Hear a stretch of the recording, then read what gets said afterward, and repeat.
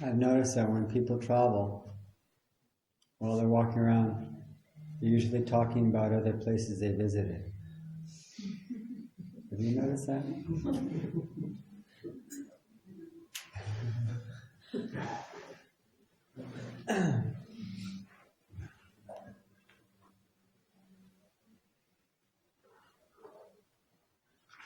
I know it's rude to eavesdrop, but can't help it when you're meditating.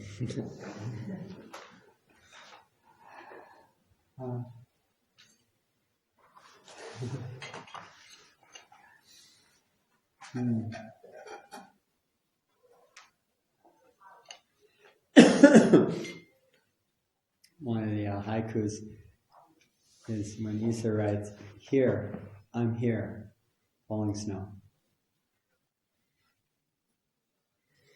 And that's a kind of a summary statement of so much of these teachings, the haiku, the koans.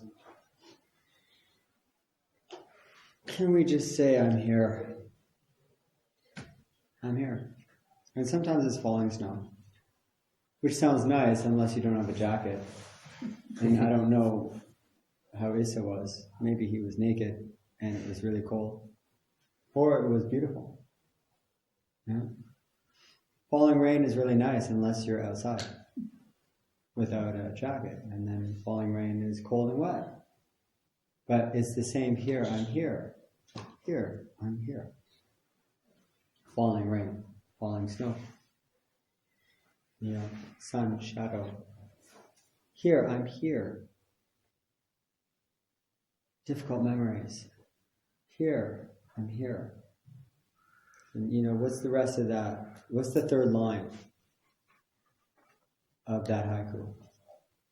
At any moment. So if you can complete that haiku, the first two lines are written for you. Here, I'm here. And then the last line is, open.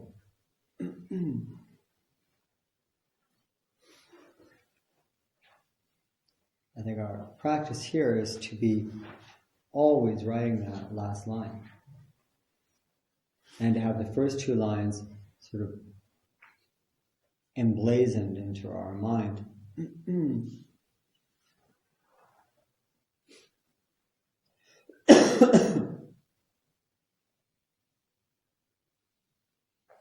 And you notice in that the simplicity of that approach, there isn't judgment there, and there's not picking and choosing. The great way isn't difficult. Don't pick and choose. That doesn't mean that the great way is pleasant or the great way is unpleasant. The great way is given already, is provided. The great way is available.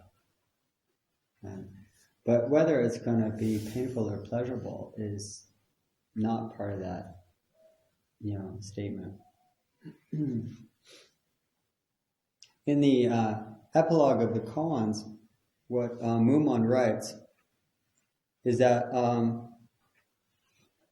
the words and actions left by the Buddha and patriarchs in these 48 koans are precise as laws and judgments, and therein nothing superfluous is contained.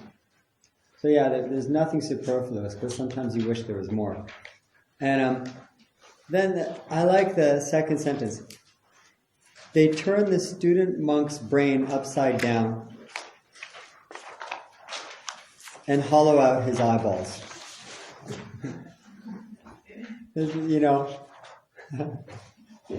Graphic. They are here in order that each one of you will immediately grasp truth and must not try to obtain it vicariously from others. To such a person, there's no gate to enlightenment, no steps to the search. He may go through the gate with no concern of the gatekeepers. As Gensho said, it is the gateless that every entrance to realization and aimless is the genuine aim of the master.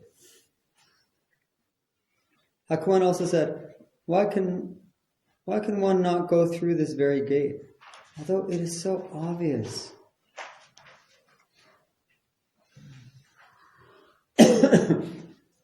Yes, it's obvious.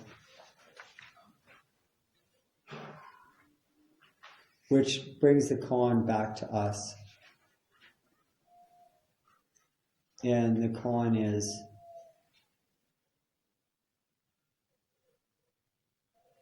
what am I doing? The koans, all these koans have to be translated into your immediate experience. And the question is the essence of the search. When you stop searching, you stop moving. And when you stop moving, probably you're dead. Yeah. The only time you stop moving is when you're in the grave. Yeah, if you think you're not moving or nothing's happening, it's not because you're not moving and nothing's happening.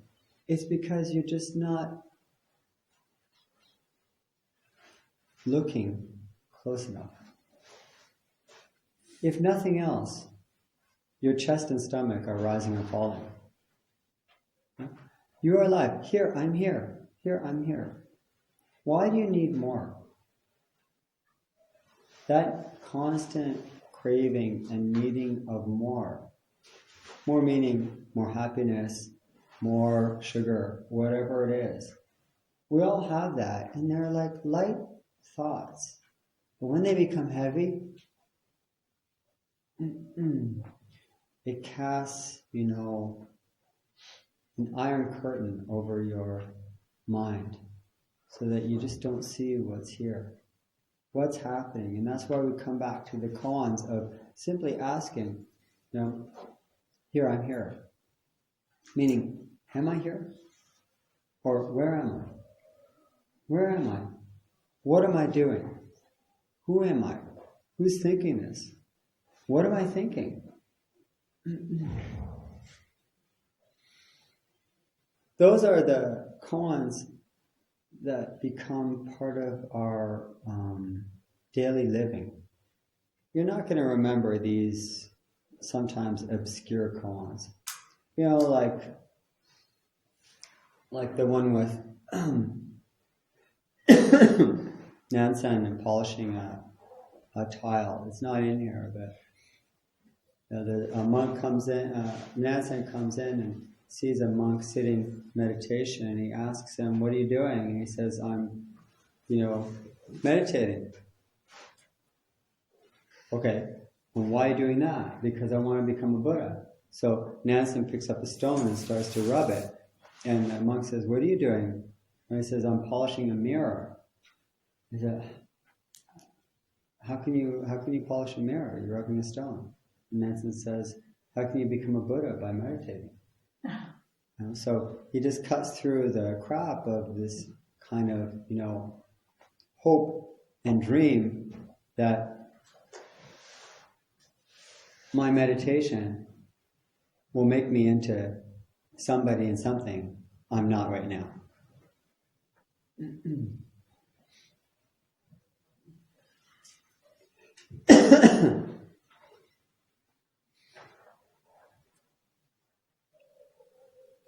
And yet, the only way to make a mirror is to polish it.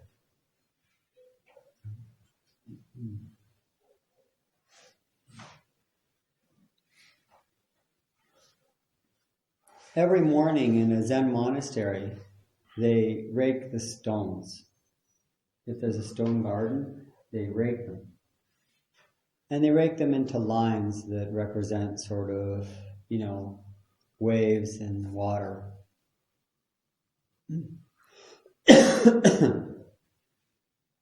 And they rake them even if the stones are exactly the way they were yesterday because there wasn't any change in the weather. But the practice is to rake those stones. Why are you raking those stones? It looks just the same as yesterday. No? Why don't you do something else more useful? No?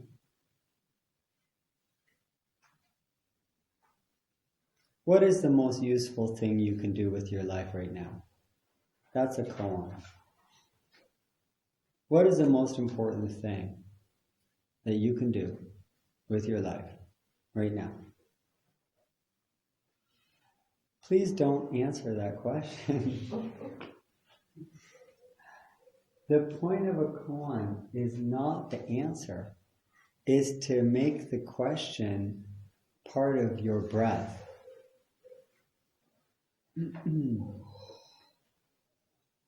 Am I here? Where am I? What am I doing? I'm walking. I'm sitting. What am I doing? I'm walking. I'm sitting. What am I doing?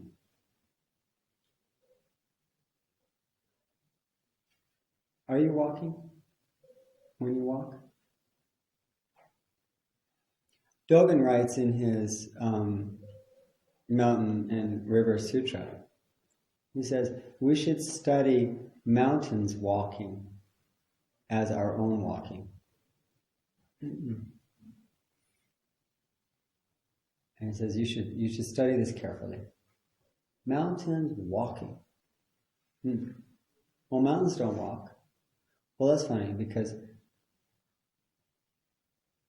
we think we walk. But often when we're walking, we're not walking. You're thinking about something else.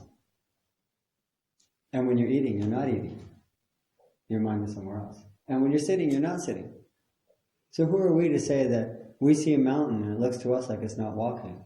And Dogen says it's walking. And so often we give a good appearance of doing something, but we're not doing it. So who are we to say that the mountain's not walking? We should study that carefully. We should study the mountain walking as our walking. And so that when you are sitting and doing what looks like nothing, your mind is opening and your realization is happening. So sometimes the being still like a mountain is the great walking. And sometimes the walking is not moving at all, is not walking at all. But we need to examine it closely. We need to look and be aware. What are you doing? Here, I'm here. Am I here?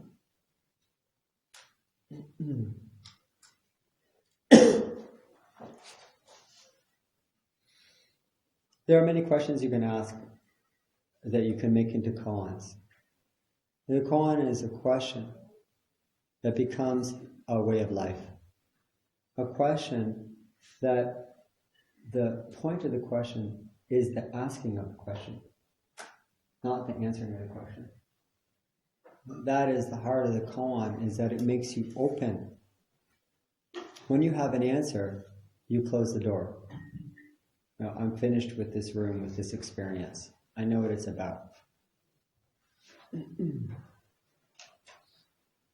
That's why in walking meditation, we're not going for a hike to explore the area. That's good and nice. That is good and nice to do. But that's trying to look outward. When we're doing walking in meditation, we're looking inward. Am I here? Same path again. But perhaps I missed it. Did I walk on this path? Was I really on this path? Yeah, outwardly I've walked it 100 times. But did I really?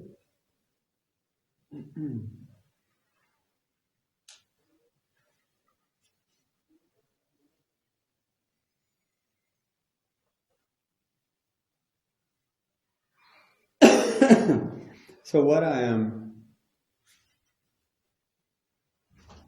recommending now for your koan practice is that, these traditional koans are interesting. And sometimes if you feel connected to one, you can take it as, I'm going to stay with this koan. But just as perhaps useful and maybe more accessible for us as lay people, not in a Zen monastery, with a daily interview with the teacher, in order to, tell you you're wrong, is taking a question that you can use as your mantra to bring you back. Where am I? Who am I? What am I doing? How can I help? What's needed here? These are questions that open our minds and hearts to the place we're in.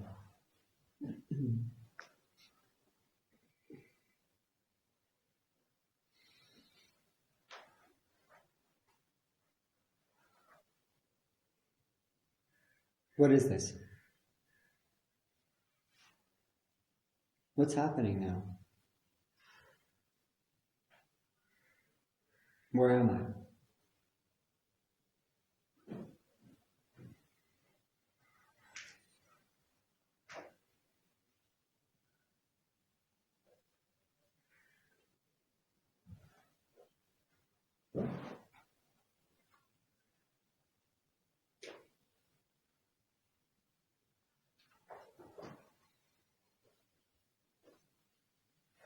The answer, as Hakuin said, it may be so obvious, but why do millions and millions throughout generations and generations simply miss it? And the answer that you think of is probably the right answer for a different time, but not now.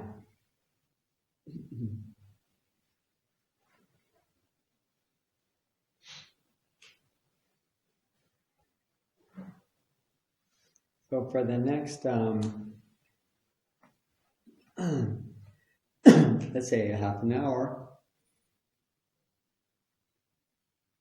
I think you can either inside or outside with your walking, and if you find a place to sit or walk. But take a question. What do I do with this? Someone just asked me, who was in a lot of pain,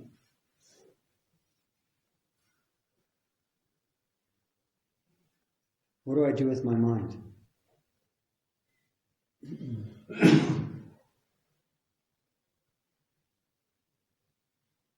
She needed an answer.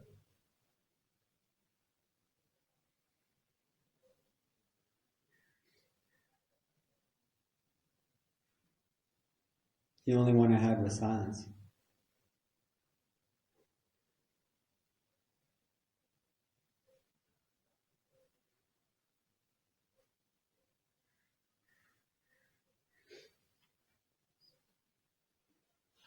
So when you find your thoughts starting to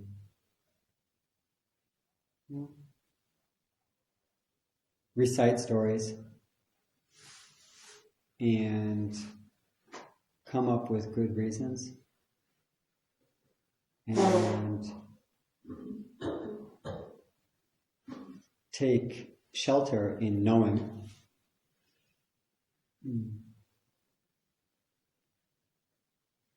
open the door of your mind and have the courage to say, I'm not sure. Have the strength to say, I don't know. So I'm going to ask again.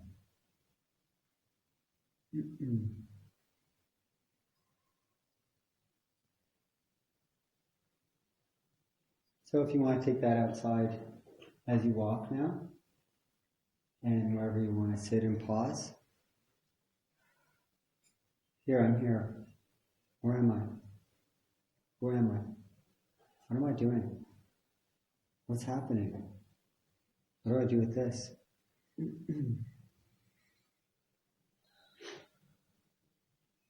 How can I help?